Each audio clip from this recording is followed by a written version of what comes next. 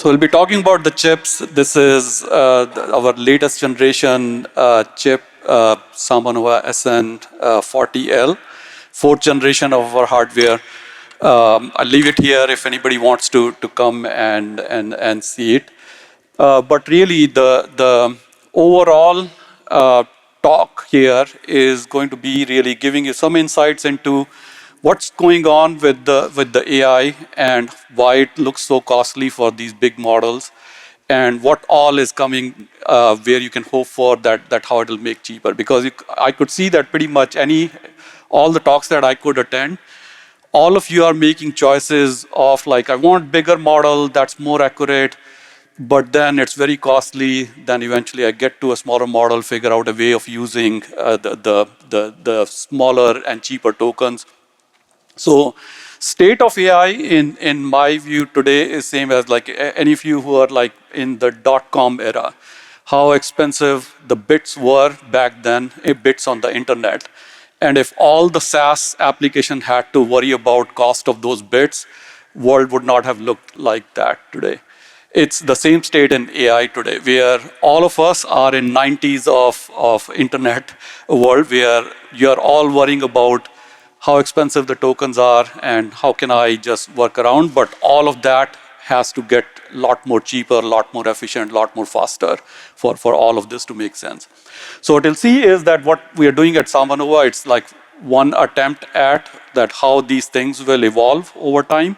And we'll go a little bit deeper into the stack at the lowest most level, at the chip level, that as you all guys are building these applications, what do we in the hardware world see and what problems we are trying to solve, give a glimpse of that, what problems are already getting solved, and will be interesting in hearing from you that what else you want to solve here. So as I talk through these things, I'll also compare and contrast a little bit here and there with like how it compares to GPUs, which are the standard out there, how other startups are doing it, how our approach is different.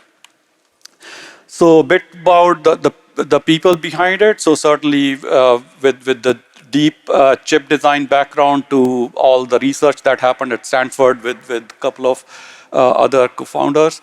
And then we have been around since 2017 with over $1 billion in funding. So this is our fourth generation of the hardware and the chips which is shipping right now. And what we do is pretty much our approach is full stack. So at the bottom of the stack is we design our own chips right from scratch. So these are not the GPUs. This is the chip that I was flashing. Most of the focus in talk today will be on this chip, because this is the first level where all the differences in the architecture and outcomes start to happen. That why do something from scratch. And then what we do is that take those chips and build our own systems, which kind of packages these chips. 16 of them go in a rack, and then start to build the systems from there on. And we put together the enterprise models on top of it. So it's open source models, but designed for and solving the problem of the enterprise. So as you have enterprise data, which is you're not comfortable exposing it out on the internet or on the cloud, then how can you build your own AI solutions and the type of problems that you want to solve? And in the end, we kind of expose this through the APIs, which APIs could be your local in-house, or you could be just accessing it as a cloud like you access OpenAI or Gemini or all other models. So cloud.sambanova.ai is where pretty much all of this you can start to use already, where people are like, where somebody is comfortable going out and using the APIs they're using this way. But available in many forms. So we do the full stack right from the big top, from the bottom to the top. And what kind of advantages brings in is the next part of it. So really, when we started in 2017, like how our approach is different, really there are two problems we are trying to solve. And 2017, and still true even today, the one problem in AI which we call is the data problem. That's where a lot of us are coming with the background from the databases and the data analytics, and we're seeing how AI was evolving. So what happened to the data as these years went by? So 2017, a lot of data analytics happening at that point. And view back then was like, that was a time when ResNets and LSTMs, those were the popular models. And one of the view was that you should be trying to train your model in the smallest amount of parameters. Bigger models are cramming the data, they overfit and not accurate and so on. So models will become smaller and smaller. That was one view. But then we are also observing that there are models like what big recommender models at all the big companies like Meta, like Amazon, like all these places where you're kind of embedding the people, embedding the items, you're kind of figuring out the relationships between them. So those models in that time frame were already 5 terabyte model, 10 terabyte model, like their parameters were already large in there. So the problem that we wanted to approach in AI was that memory is the problem in our solution that we want to address and solve. You should not be limited by, like, if I want to make a bigger model, then I need to now find hundreds of chips or systems to be able to host those models. And this is why, by the way, you see like really big models when you want to go out there and use, they are so costly because they are in general on the state-of-the-art hardware, they're getting deployed on a large amount of hardware. So I'll go into how we solve the data problem of it, how our solution here comes with a much more scalable solution. As time went by, that data did not go anywhere. As you could see that they were back then recommenders, that was the reason, that was the starting point of our thesis. But then as ML evolved, you're taking that data, you're just converting its latent space and trying to shove in somewhere. Basically, it became LLM parameters. And then people realized that, okay, I can only go from 1 billion parameter to 100 billion to 400 billion. Now it is becoming so costly, can't go any bigger than that. So I should try to do RAG with this so that I can take the parameter, I can take my data, and instead of converting it all into parameters, latent space, I can convert it into a RAG embeddings and keep it there, much cheaper solution. And then from there on, it is, oh, RAG is not that accurate because it's not getting the context. So can I do a LLM caches with it? And so that's one path. Other path, which is not drawn on this one, is like as mixture of experts start to come in, where data still stays in the parameters, but it's more of a sparsely activated and so on. All in all, it's saying that ML is the data problem, and that data is only increasing. As you see, that 2020 and onwards, it has gone from 1 trillion parameter, trillion token models to 50 trillion tokens and on, and now images and audio and everything else starting to go in there. So whatever solution you come up with, it has to address all that data part. You just can't leave it on the other scale. The other problem is need for faster tokens, basically. So in the beginning, these models started to interact with humans, like chatbots and everything else came in at the beginning of ChatGPT and so on. And that time it was like, okay, how much speed is enough? 20 tokens per second, 50 tokens per second. As far as you maintain the interactivity, you're good with that because it's a human typing in and getting the response. As time passed by, as we talked about, that these techniques came along, the RAG came in between, so that increased the number of tokens that are going into the model because now you're sending much bigger context. Then chain of thought came in that, okay, to get more accurate response, I have to be able to just have model just rethink over it and really generate an accurate response. And now you're seeing is a more of a combination. Number of applications that even in this conference we heard, you see his picture is more like the last part here where there is a RAG model, there is a chain of thought model, there is a bigger model, there is a smaller model, whole bunch of those all collectively together trying to do the solution for your application. And that's what is saying two things.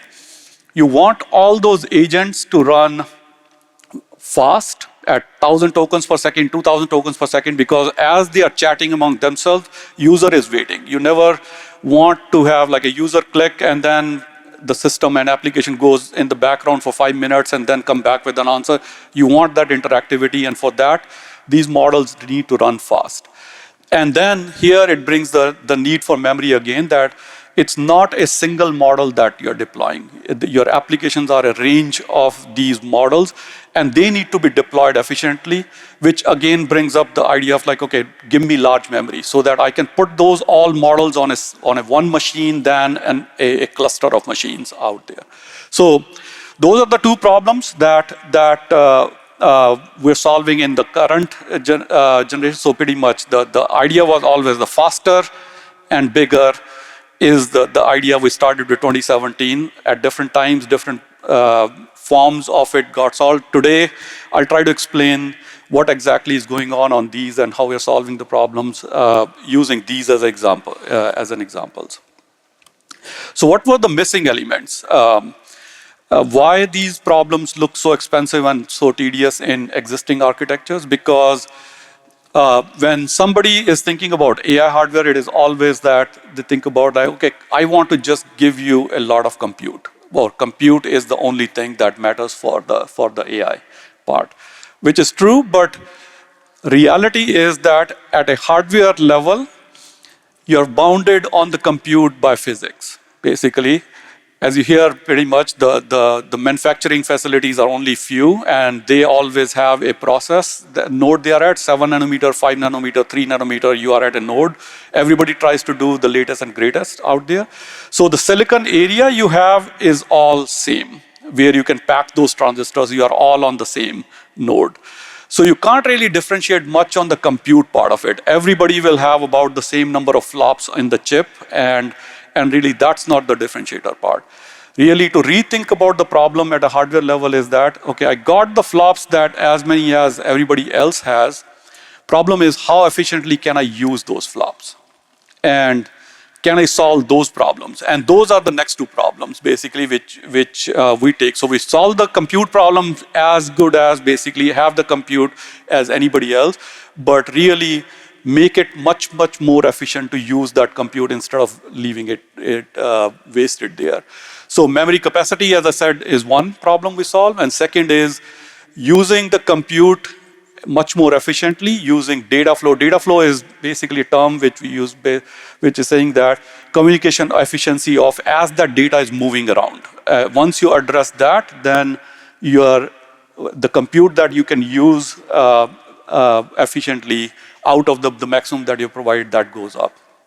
So I'll double click into a couple of these ideas that really, first on the speed part, that what is data flow and how it makes the usage of those flops that these models need a lot more effective. And then in turn, it also solves the memory problem of it.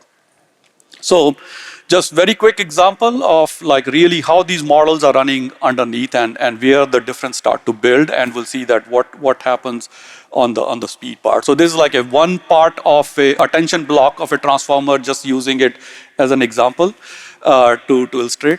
So really left hand side is how these graphs or the models run on a traditional architecture like GPUs or TPUs or like any one of those, which we call as a kernel by kernel execution, which is you take the compute graph and you walk through node by node, and each one of them is getting scheduled. On the left hand side here, you see basically first the matrix multiply got scheduled in the orange color, and then it produces the results, writes it out to the memory, and then reads the results back in, and then the masking happens, and then so on. All those operators are happening. The inefficiency in this whole thing is there are too many stops and goes. It's almost like city street driving, basically, that every operator you're done with, you're putting a brakes on and then reading it back in and then, okay, go again. Versus can you convert that execution model into more of a freeway driving, basically where you get on the freeway once and here you go and you can exit on the other side, so that all those stops and goes go away. And that's pretty much what we design in the RDU is data flow, which is it takes the whole graph, it compiles it through and figures out where all the exchange of data is. And inputs are streaming in directly from memory, passing through these operators, and then you produce the results on the outside. We'll see what it does. And by the way, it's not that you are not dealing with that problem. So this problem in the GPU world, you try to solve it is called like CUDA kernels, but you can do it in a very limited sense. So really what happens is, and I'll try to explain via one example of a transformer, that really what happens is that you have your graph, you have your model that's running slower on the architecture that you have. And then you realize that, okay, where is it slow? Okay, this particular kernel is not fast and the other one. And then what you take is you take those kernels and fuse them together. We call, okay, I need a CUDA kernel writer. That's basically what they're doing. They're going through the details of this graph and figuring out what all is fusible, what I can put together. What they're trying to eliminate is they're trying to eliminate a red light in between. Where you say that, okay, from this operator to that operator, there was a light in between. Can I remove that, glue these two together? And then I'll have, if I had 10 red lights, now I'll have 9. And if I can fuse more, I'll have 8. They're trying to get to a picture where they can build a freeway as well, but it's a tedious, manually driven process, very slow, very ineffective overall. So really what happens is that if you take the transformer, beginning its embeddings, decoders, classifier, and I'm taking this as an example, pretty much I'll show later on that applies to pretty much a whole range of models on that. And within one decoder or encoder, there's like these operators that execute. Now, if you take these, when somebody does the CUDA kernels and fusion of these operators at their best speed, this is what it looks like. That there are 10 CUDA kernels underneath it which have gone ahead and fused all those operators in one band each. And this is the best speed it can run at. So there are approximately 9 or 10 lights, red lights in between, where they'll have to stop and go on that. One good example is K3. If you realize past few years, you would have seen that flash attention came in the world of transformers and it became faster. What was that flash attention? K3, really. And it took actually one of our founder, Chris Ray's lab, one of the PhD student, to figure out how can I just glue all of that together and make it one kernel and really run. And it became such a popular operator after that. Okay, we'll call all that attention now done in a differently, in a flash attention way, and runs faster overall, right? So that's the world there. What if the underlying architecture allows you to automatically, all this is just one kernel? Not those 10 stops, not those hand-tuned kind of doing the CUDA kernels, but just all of this. Why can't it just look like a single kernel that can be fired up? That's what we'll see, that how we do in the RDU. And then what happens as a result of that is that when you are executing these kernels, really what's happening is the green portion is the portion that's when you are getting your money worth back, that when compute is really happening. All others are the launch overheads, weight load, synchronization, so on, overheads where you're losing the performance. So really, from here on, you can go forward that we say that, okay, we don't need to stop at a decoder, because here as well, you have 32 stops and goes, because every decoder you have executed, you're still stopping. And there is really no reason to stop at a decoder, because all of these are the same calls. So you can convert it down even further. So it's showing now a code example that H100, if you're executing, those were your 10 kernels which got executed on the left-hand side. They all can be just converted to 1K0 on RDU, basically. So it's one go. And then you can convert that loop as well to be a fused loop, where there's no reason to stop at the boundary of a decoder. You can just start to fetch, while these layers are getting done, start to fetch the next ones on there. All in all, what's giving you is, this is the end result, basically, that happens, that if you do nothing, and leave it at the level where basically you have a graph, the same model runs at about 100 tokens per second.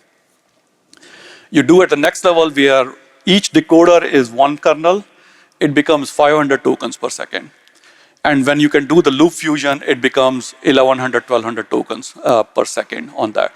So that's where the delta of this 10x speed is, basically, where all those models which you are seeing there, they can run that much faster when you remove all those barriers, basically, where you don't have to go stop and go, and you can race through the model on that. And really the measure of that is like, this is we are calling flop utilization, that as you're executing on GPUs, you're out of your peak, you are able to use 20%, 21%, versus when you can race through, it becomes 76%, 78% utilization curve showing underneath, basically, that as far as orange line is basically you always keep your memory system and the flops busy. It means you're doing good at that point of it. And this is kind of, I was showing it using one model as an example, but true across the range of models, whether you go Llama 1 billion, 3 billion, 8 billion, 70 billion, 405 billion, same story, same problem applies across the range of models. And across the range here, it is 5 to 10x faster than the GPUs were. And by the way, this is the cloud.SambaNova.ai. You can go and try these models. This is where we serve the API for these. Not only just like Llamas was one example I was seeing, the DeepSeek R1. And this is not the distilled version. This is the full 671 billion parameter model. Kind of the other aspect of us, which is the large memory, is starting to play. You see a lot of other players not being there because of lack of memory. But for us, that model running fastest out of all. And this is the artificial analysis results. And even the Maverick, Llama 4 Maverick, which is the latest model, 400 billion model, again running on SambaNova 805 tokens per second. So all in all, what I'm addressing here is that there is a way to do the architecture underneath in the chip where it's possible to run these models much faster than what state-of-the-art architecture gives you. And really, the trick there is just remove all the obstacles, don't do kernel by kernel execution, but try to do a bigger chunk of it. True for training sides as well, but really just coming down to the chip, that this is the fourth generation chip that we did. Left-hand side showing like what node and what flops we have on it. The other angle we are taking it at, it's a balance of those, like you want to have the right amount of flops and use them well. And the thing that we're trying to keep it air cooled as well. So not having to move it into the data centers where basically you have to provision for some crazy amount of power. So it's a 10 kilowatt racks move in and standard power. So left-hand side kind of showing that addresses the data flow part as well as the power and cooling of it. And we'll touch on the memory side in a minute, that what's going on with the 3-tier memory and how all that is helping. So a little bit of double click into really what's in the chip, what enables all of that race through, and why it is easy to fuse those kernels on it. So really inside the chip is really the tiles, which are the compute, and the HBM and the DDR are the interfaces through which it connects to those memory interfaces. And it's a whole array of compute elements inside, which is PCUs and PMUs, the pattern compute units and pattern memory units inside there. And really the execution model, I can explain via very simple examples on this one is, for example, if you had a softmax. So in fact, here you'll realize instead of a kernel fusion, for a programmer, we ask it actually kernel splitting on that. We're like, okay, take your operator that whatever you wanted to describe, can you describe it in a very easy, smaller blocks to run through? So for example, softmax represented as map zip reduce. Maps are basically single tensor operation element wise. Zips are 2 tensors and you apply lambda function on them.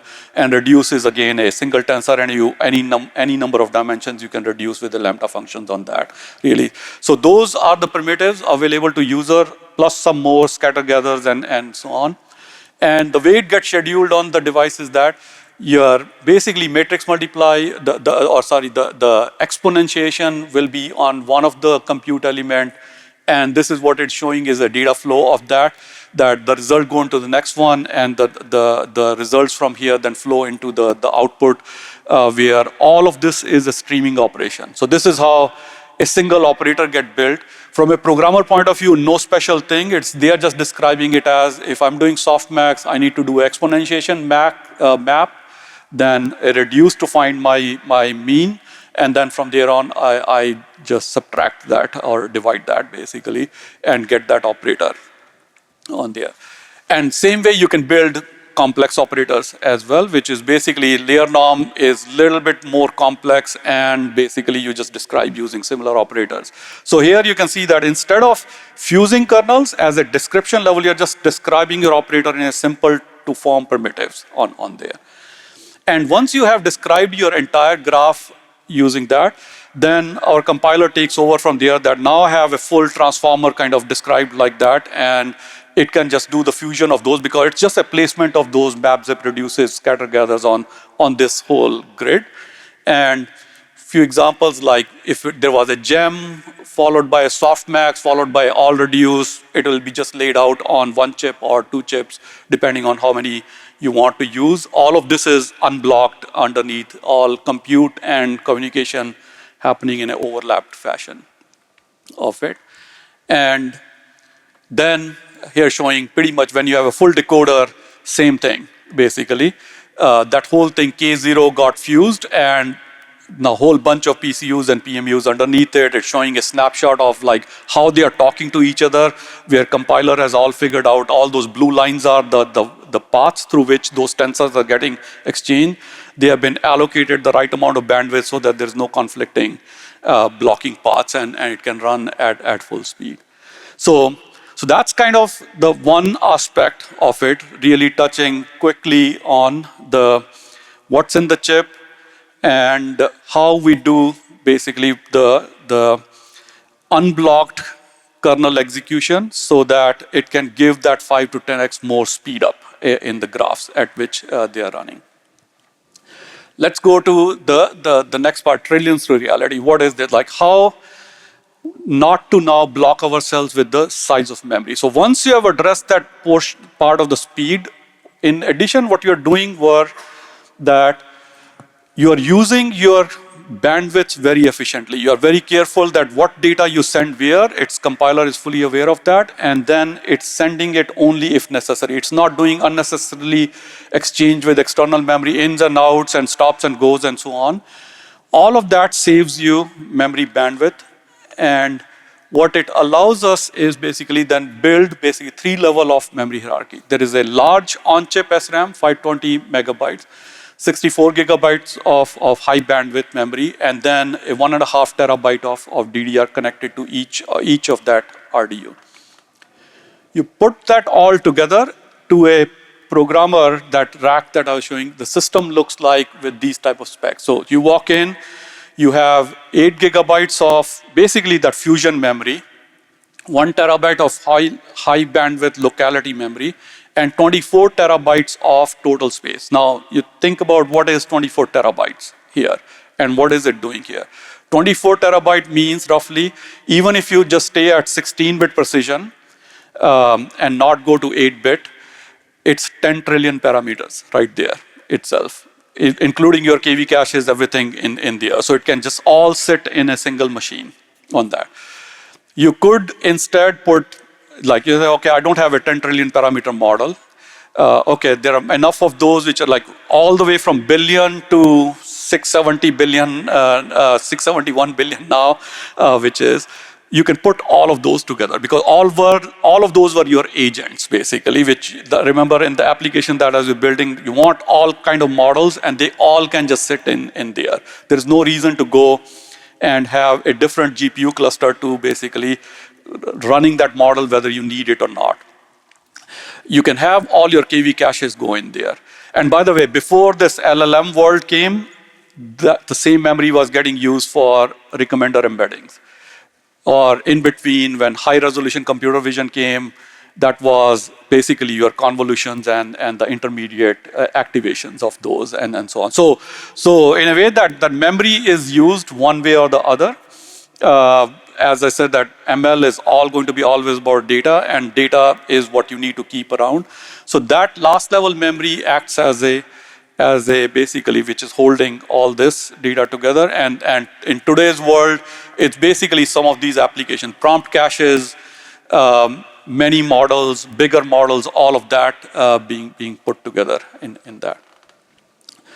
So once you have that, now basically this is what start to happen. One rack, 10 kilowatts is enough to run a lot of models. So 70 billion, one example given here, very easy. It's a drop in the bucket on the machine on the left, versus on the other architectures, you have to put together many, many racks of hardware to just hold that model.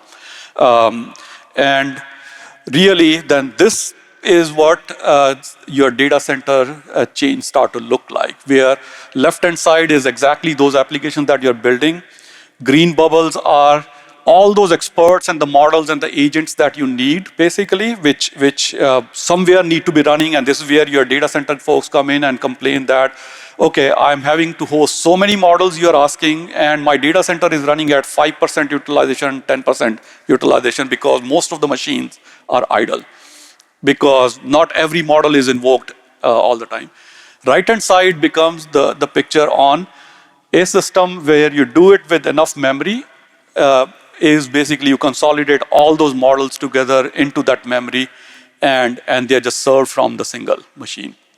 So from there on, now you're scaling based on what you need. How many queries per second you need, you just stamp that many of those machines. So it's basically each machine is fully utilized, and then you're scaling from there on part of it. But overall deployment model becomes as simple as that whatever your agentic framework needs, you just bring it in the same machine, and all models are sitting active. So little bit zoomed in view, and this is where we started to provide what we call composition of experts. Left hand view is the kind of snapshot of any enterprise, any application you're building. You got number of domains, departments, regions you're trying to cover, multiplied by the number of tasks that those models need to do, multiplied by number of languages and geographies you need to cover. All of those are your specialized agents and tasks which are building, and that's a whole array of those basically models. And what we do is basically pack all those and call it a composition of experts, and that's a Samba 1 model out there. Now, here you start to also get the protection between these parameters once you've done that, because any model that's invoked, you can intercept that what user is allowed to access certain parameters, what user is not allowed. So start to get the control over parameters as well. So this is like underlying execution model, how you can run something like that, where as apps are making calls and all these experts are sitting in the single machine, where at the front you decide which expert should be invoked, and then whether the user has privilege to go to that expert or not, then it gets routed, else the whole call is intercepted. And as you see that once you have enough memory, how you start to then convert it into speed as well.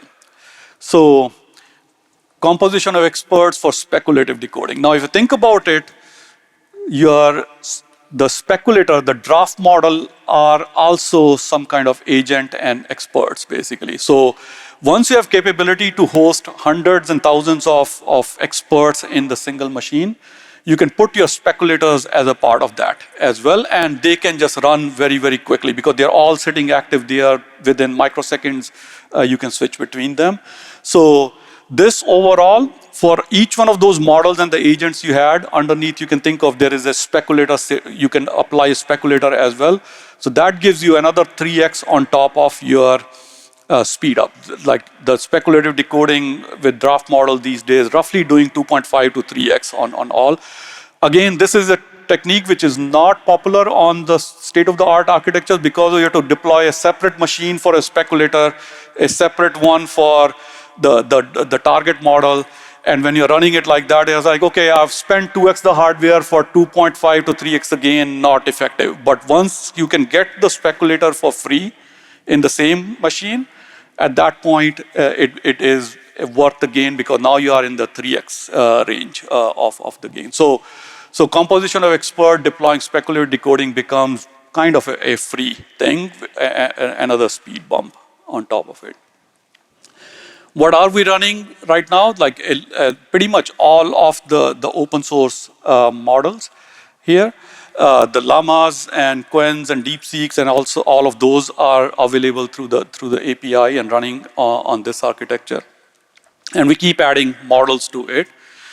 And with the last slide, I'll close on this one is that pretty much that's a hope that we see that how you can get something cheaper, faster, less power hungry, and this is what basically the doing the design from the scratch gives you. Basically, when you start with a blank sheet of paper and do the hardware at the chip level as well as all the APIs and the software stack on top of it allows you to build all these things where agentic AI in today's world, tomorrow it'll be something else, becomes a possibility on that. You're welcome to go and try, and a lot more detail on these.